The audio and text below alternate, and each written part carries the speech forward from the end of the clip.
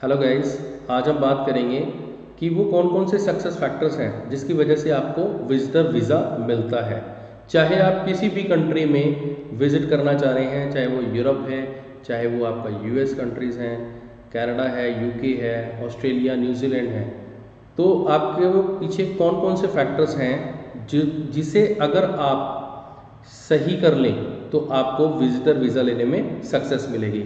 नमस्कार दोस्तों, आइए आगे बढ़ते हैं। इस वीडियो में जानते हैं वो कौन कौन से सक्सेस फैक्टर्स हैं। बट उससे पहले हम ये जान लेते हैं कि विजिटर और टूरिस्ट वीज़ा में डिफरेंस क्या है। तो गाइस, आपने अगर ये समझा हो तो विजिटर क्या है। विजिटर जो भी विजिट कर रहा है अब्रोड वो विजिटर है। वो विजिट करने के पीछे उसका कोई भी मोटिव हो सकते हैं, बहुत सारे मोटिव्स हैं।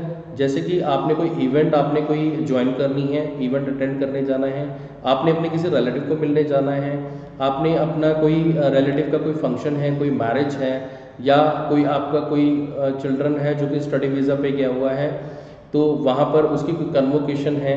तो ये रीजंस हैं आप विजिट करने उस वहाँ पर जा रहे हैं, राइट। या आपका कोई रिलेटिव है जो कि वहाँ पर मेडिकली इल है, जिसे आपकी सपोर्ट की ज़रूरत है, then you will go there to visit him और हाँ, राइट। इसके अलावा एक रीज़न हो सकता है कि आप एज अ टूरिस्ट घूमने फिरने जाए, रिक्रिएशन पर्पज़ के लिए आप जाएं, ठीक है।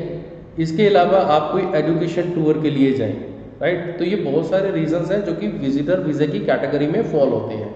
तो ये कॉन्सेप्ट क्लियर हो गया कि विजिटर टूरिस्ट क्या है।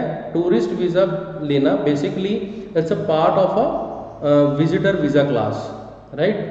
तो यहाँ तक बात क्लियर हो गई। अब आगे बढ़ते हैं कि वो कौन कौन से फैक्टर्स हैं जो आपको सही रखने हैं अपने प्रोफाइल में, जिससे कि आपको विजिटर वीज़ा लेने में सक्सेस मिले।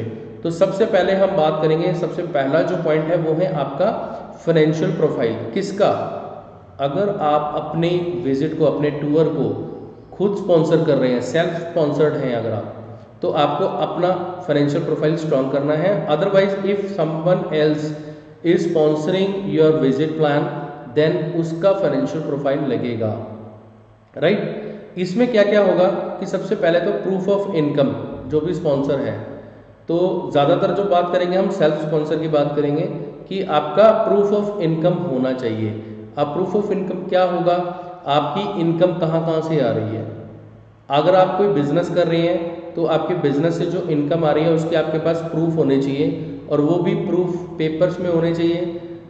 आपके पास जो भी उसका इनकम आ रही है वो ज़्यादा से ज़्यादा बैंक्स में करवाइए, ताकि बैंक्स में ट्रांजैक्शन चले, तो वो आपका प्रूफ की तरह काम करेगा। अगर आप जॉब कर रहे हैं, जॉब से आपको इनकम आ रही है, whether you are doing any kind of government job और प्राइवेट जॉब, तो आपके एम्प्लॉयर से आपकी जो भी आप डिटेल्स ले सकते हैं आप अपनी जॉब की, एम्प्लॉयमेंट की, या कोई गवर्नमेंट का कोई है आपके पास कोई प्रूफ है, आईडी कार्ड वगैरह है, तो वो आपका प्रूफ हो जाएगा। प्लस इनकम का प्रूफ, आपने जो भी सैलरीज आ रही हैं आपकी बैंक में आ रही हैं, अगर कैश में कुछ आ रही हैं तो उसको बैंक में करवाइए। अदरवाइज आप इसके साथ साथ आप सैलरी स्लिप्स रखिए अगर आप प्राइवेट जॉब में काम कर रहे हैं तो, ठीक है। इसके अलावा अगर आपकी कोई अदर सोर्स ऑफ इनकम है, लाइक आपने कोई प्रॉपर्टी आपके पास है जो आपने रेंट आउट की हुई है, तो आप उसका रेंट एग्रीमेंट प्लस उसका जो आपका रेंटल इनकम आ रही है उसे आप बैंक में लीजिए, ठीक है। तो आपका ये एक इनकम प्रूफ ऐड हो जाएगा। इसके अलावा आपकी कोई और तरह की कोई इन्वेस्टमेंट है, आपने म्यूचुअल फंड्स लिया हुआ है, या आपने कुछ और फाइनेंशियल इंस्टीट्यूशंस में आपने इन्वेस्टमेंट करी हुई है जिससे कि आपको रिटर्न्स आ रही हैं, इनकम आ रही है, तो you have to show all kind of income in your income proof, right. और वो सारी इनकम एक सम होकर आपका टोटल इनकम बनके आपके इनकम टैक्स की रिटर्न्स में रिफ्लेक्ट करनी चाहिए।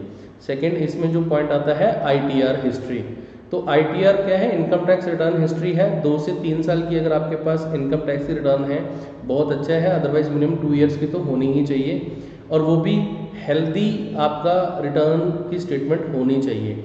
उसमें कंप्यूटेशन ऑफ टैक्स की डिटेल हो कि आपका जो इनकम है वो कहाँ कहाँ से आ रहा है, वो आपके पास होनी चाहिए। और सेकेंड थिंग कि अगर मैं बात करूँ कि जो मोस्टली जो विजिटर्स जा रहे हैं, कनाडा जा रहे हैं, USA, UK, ऑस्ट्रेलिया, न्यूजीलैंड या यूरोप की शेंगन कंट्रीज़ में जा रहे हैं, तो वहाँ पर अगर आपका जो भी आप टूर का जो प्लान कर रहे हैं, विजिट का जो प्लान कर रहे हैं, जो भी उसका एक्सपेंसेस है उसको एक बार आप कैलकुलेट कर सकते हैं कि कितने लैक्स का अमाउंट आपको चाहिए उस विजिट के लिए, और क्या आपके पास जो आप रिटर्न्स में शो कर रहे हैं प्लस जो आपका फाइनेंशियल स्टेटस है, फाइनेंशियल हेल्थ है, क्या वो जस्टिफाइड है क्या नहीं है, ये आप सेल्फ असेसमेंट भी कर सकते हैं। तो अगर मैं उनकी बात करूँ तो उसके हिसाब से जो आपका इनकम टैक्स की रिटर्न होने चाहिए वो आपका, ये मान के चलो कि आप पहली कैटेगरी तो ये कि आप टैक्सेबल में आओ, आप कुछ ना कुछ टैक्स पे कर रहे हो।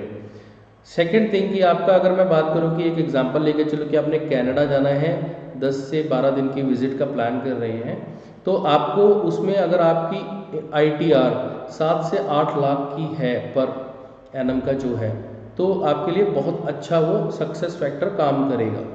ठीक है, तो आपने अपना हेल्दी ITR भरनी है।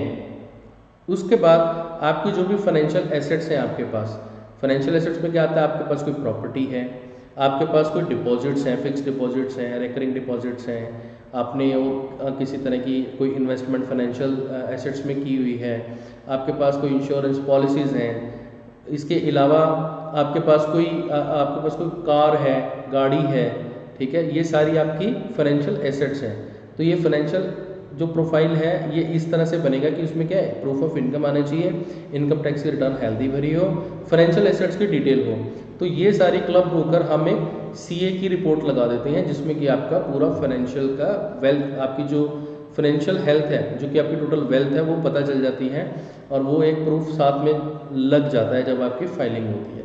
तो ये आपने हेल्दी अपना फाइनेंशियल स्टेटस बना के रखना है, चाहे आप सेल्फ स्पॉन्सर्ड हैं, अगर आपको कोई स्पॉन्सर कर रहा है तो उसका भी इसी तरह से प्रोफाइल मेंटेन करना है। सेकंड थिंग बात आती है कि ट्रैवल हिस्ट्री।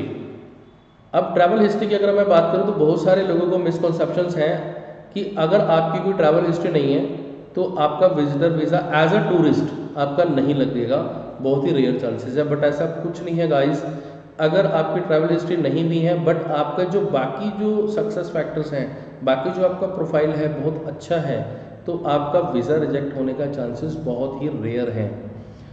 बट अगर आपके पास कोई प्रायर ट्रैवल हिस्ट्री है, ट्रैवल हिस्ट्री में बात कर रहा हूँ जो आप अब्रोड कंट्रीज़ में गए हैं, अब्रोड गए हैं, उनकी ट्रैवल हिस्ट्री, ठीक है, तो वो आपके पास हैं, उसके प्रूफ्स हैं, तो वो आपके लिए सक्सेस फैक्टर की तरह काम करेंगे। नेक्स्ट पॉइंट आता है कि इनविटेशन लेटर। अब जो मैं बात कर रहा था पहले कि विजिटर वीज़ा में आप किसी को विजिट करने के लिए जा रहे हैं, कोई इवेंट है या आपको किसी ने कोई फंक्शन के लिए आपको इनविटेशन दिया है, तो ये आपका वो उस तरह का इनविटेशन लेटर है। अगर आपके पास कोई इनविटेशन लेटर है तो ये भी एक सक्सेस फैक्टर की तरह काम करेगा, जिसमें कि आपका कोई इवेंट को पार्टिसिपेट करने के लिए अगर आप जा रहे हैं, कोई ट्रेड फेयर है या और तरह का कोई एजुकेशनल प्रोग्राम, कोई इवेंट है वहाँ पर आप उसको करने के लिए जा रहे हैं, तो ये आपका सक्सेस फैक्टर की तरह काम करेगा, राइट। उसके अलावा आपको क्या करना है, आपको फैमिली की डिटेल्स आपने देनी होती है। तो फैमिली की डिटेल्स में आपने क्या देना है, फैमिली जैसे आजकल इंडिया में क्या है, इंडिया की बात करें तो फैमिली ID है जिसमें कि आपकी फैमिली के मेंबर्स की डिटेल्स आ जाती हैं। ठीक है, तो उनका वो क्या क्या करते हैं, कोई आपके किड्स हैं जो स्टडी कर रहे हैं, उनका बताइए कि स्टडी कौन सी क्लासेस में पढ़ रहे हैं, क्या कर रहे हैं, उनका एक छोटा प्रोफाइल रेडी होगा जो कि आपका जो हम कवर लेटर बनाते हैं उसमें भी लगाना पड़ता है। सेकेंड थिंग कि आपके जो फैमिली में अदर मेंबर्स हैं लाइक स्पाउस है, तो स्पाउस क्या कर रहा है, उसका कोई ID प्रूफ, अगर उनका कोई पासपोर्ट है तो वो भी साथ में लगाना होता है, वो आप मेंटेन कीजिए, नहीं है तो आप अप्लाई कीजिए, आप बनवाइए पहले ही। और उनका जो अगर कुछ उन्होंने कुछ कोई भी वर्किंग है, उनका जो इनकम का स्टेटमेंट है या कोई इनकम टैक्स रिटर्न्स भर रहे हैं, तो वो भी आपका बेनिफिशियल पॉइंट है, आपका सक्सेस फैक्टर है। ठीक है, इसके अलावा आपने क्या देना है, डिपेंडेंट्स की डिटेल्स देनी है। अगर आपके ऊपर कोई डिपेंडेंट है, आपके स्पाउस हैं, चिल्ड्रन हैं या और कोई मेंबर है आपकी फैमिली में, तो वो आपने डिपेंडेंट की डिटेल्स देनी है, जिससे कि जस्टिफाई होता है कि आप उन डिपेंडेंट्स की रिस्पॉन्सिबिलिटी को फुलफिल करने के लिए अपनी विजिट के बाद आप अपने नेटिव कंट्री में वापस आएंगे। तो ये भी एक सक्सेस फैक्टर की तरह काम करता है। इसके बाद जो कि बहुत ही स्ट्रॉन्गेस्ट पॉइंट है कि आप एज अ टूरिस्ट या किसी कोई इवेंट को विजिट करने जा रहे हैं या किसी पर्सन को विजिट करने जा रहे हैं, but you will come back to your native country after visiting that country for the particular time period. तो ये आपने जस्टिफिकेशन देनी होती है। तो वो जस्टिफिकेशन कैसे कैसे हो सकती है, ये मैं 2 एग्जाम्पल लेके चला हूँ आपके सामने।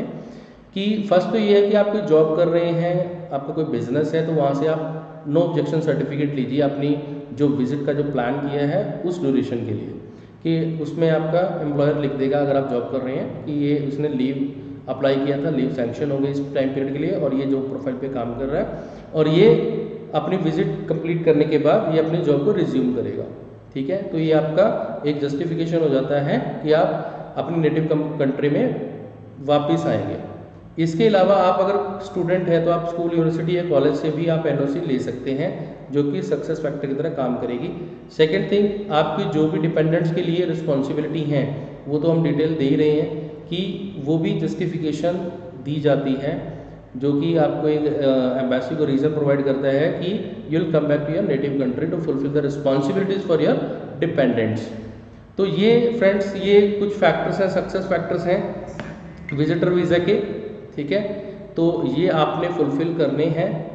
अगर आपके फैक्टर्स कुछ वीक हैं तो आप इस पर काम करना शुरू कीजिए पहले से, ताकि आपकी फ़ाइल हेल्दी बने। आप फर्दर असेसमेंट के लिए मुझे स्क्रीन पर दिए गए नंबर पर कॉल भी कर सकते हैं। ठीक है, आप कॉल करके अपनी मीटिंग अपॉइंटमेंट ले सकते हैं, आप मुझे आके मिल सकते हैं मेरे ऑफिस में, या फ़ोन पर बात कर सकते हैं। आई होप कि ये वीडियो काफ़ी इन्फॉर्मेटिव होगा आप सबके लिए। अगर आपको अच्छा लगा है तो आप इसको लाइक करें, शेयर करें ज़्यादा से ज़्यादा लोगों के साथ, ताकि उनको भी ये नॉलेज मिले। इसी के साथ ही मैं आप सभी लोगों से विदा लेता हूँ इस वीडियो से। नमस्ते।